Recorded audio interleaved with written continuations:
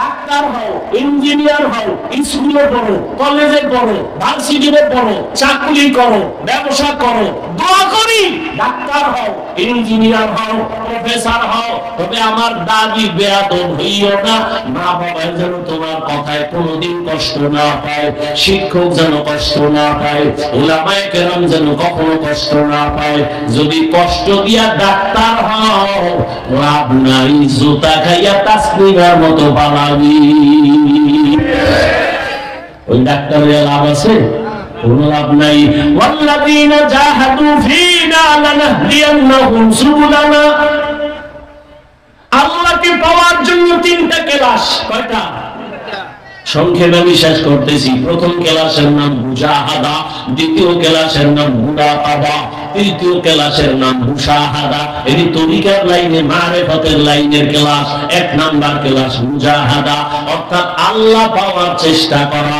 দ্বিতীয় হলো মুরাকাবা, আল্লাহ পাওয়ার মতো ধ্যান করা, সাধনা করা। এই আল্লাহর বান্দারা, আপনারা জানেন নবীর উপরে কোরআন আছে। 40 বছর বয়সের পরে কোরআন নাযিল শুরু। এবার প্রশ্ন বড় জটিল। আমার নবীর জ্ঞান তো তুলনা নাই। ঈসা নবীরে যদি আল্লাহ শিশু বেলায় কিতাব দেয়, আমার নবীর জ্ঞান কি কম? আমার নবীরে 40-এর পরে দিলেন কেন? এক প্রশ্ন। দ্বিতীয় প্রশ্ন, এই দীর্ঘ 40 বছর নবী করলেন কি? বাইতুল্লাহ ছাইরা উঁচু হেরা পাহাড়ে গুহার মধ্যে যাইয়া আল্লাহর ধ্যানে সময় কাটায়। সপ্তাহকে সপ্তাহ, মাসকে মাস। ওই সময় নবী সহধর্মিনী আরবের ধনাঢ্য নারী, গুণবতী রূপবতী আম্মা জান খাদিজা রাদিয়াল্লাহু আনহা, মহিলা মানুষ নাস্তা বানাইয়া আমার নবীর পাহাড় বেয়ে বেয়ে বেয়ে বেয়ে উপরে উঠা আমার নবীরে দিতেন। আম্মা জান আয়েশা বলেন, আমি মাঝে মাঝে দেখতাম আমার হুজরায় বসে নবী গুন গুন করে কান্না করেন। আমি আয়েশা ভয় পেয়ে গেছি, ইয়া রাসূলুল্লাহ, আমার কোনো বেয়াদবি হইল নাকি? কাঁদেন কেন? কেন আয়েশা, তুমি বেয়াদবি করছো না? কি করেন না, তবে ভয় লাগে, কারণ 6 বছর বয়সে আপনার সাথে আমার বিয়া হয়েছে। 9 বছর বয়সে আমি আপনার ঘরে আসছি। 18 বছরে আম্মা জানের নবী হারাইছেন। 18 বছর বয়সে নবী চলে গেলেন। হিসাবটা বুঝলে বলেন, আম্মা জান আয়েশা নবীর ঘর করলেন কয় বছর? 9 বছর। এই 9 বছর, এখন তো আমরা বলেন 18 বছরের বিয়েই হয় না।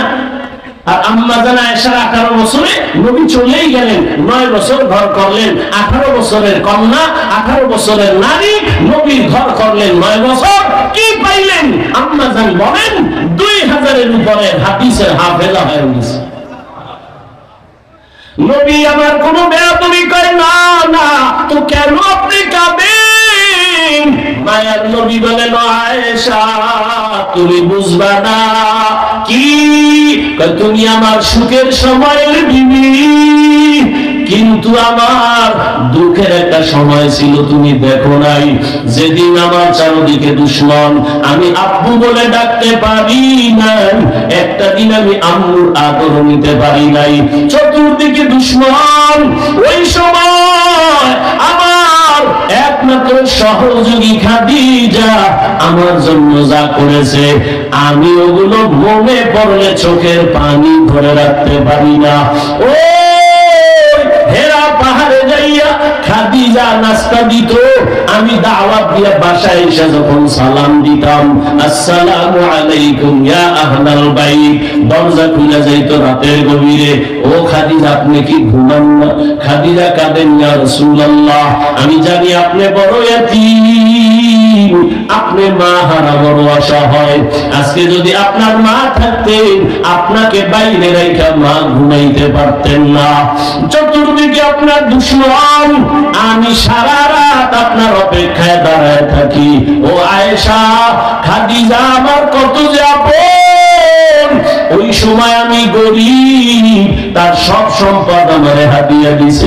আমার বংশের লোকেরা আমাকে একদিন আর দুদিন না, 3টা বছর শিয়াবে আবু তালিবের গৃহবন্দী করে রাখছে, পানি দেয় না, খানা দেয় না, আমি গাছের পাতা ছিঁড়া ছিঁড়া খাইয়া আমার ক্ষুধা নিবারণ করি। ওই সময় আয়েশা সব ছাইয়া আমার মোহাব্বতে তিনিও আমার সাথে আয়েশা রাত দিন কাটায় গাছের পাতা চাবায়। ওই খাদিজার কথা যখন মনে হয় আমি চোখের পানি ধরে রাখতে পারি না।